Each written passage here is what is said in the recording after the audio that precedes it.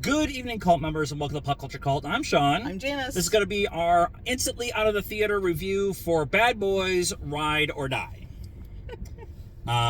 Which should have been called Bad Boys for Life, and then for the third one, some naming conventions.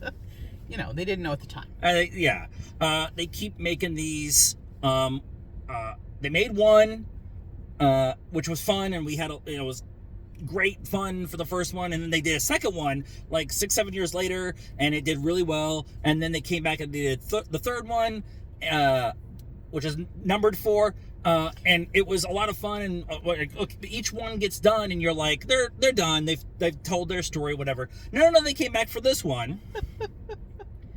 And it was really good. It was. I was apprehensive.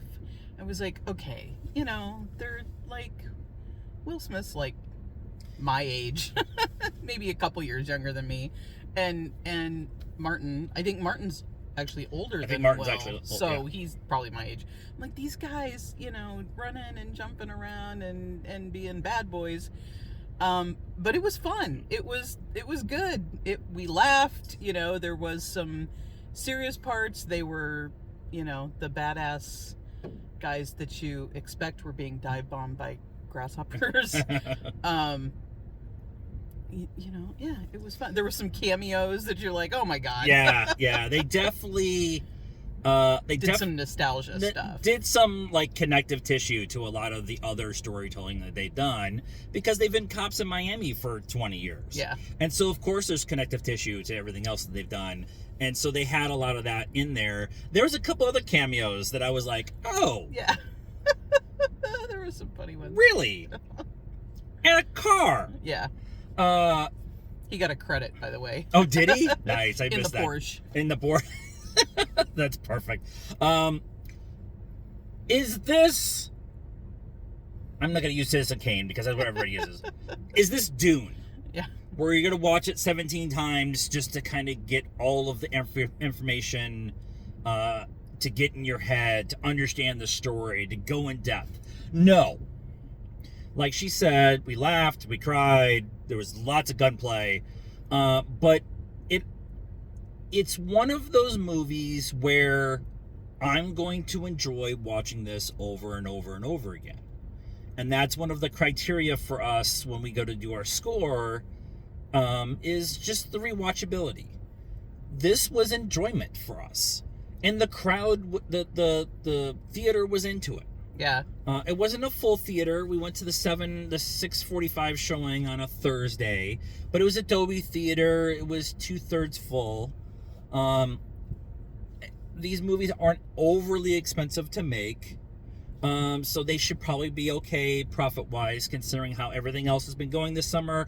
That's all out the window. But I really had a lot of fun with this. Yeah. I had a lot of fun with Argyle, in the same kind of idea and vein of sometimes I want to go to the movie theaters and shove popcorn in my mouth. Yeah.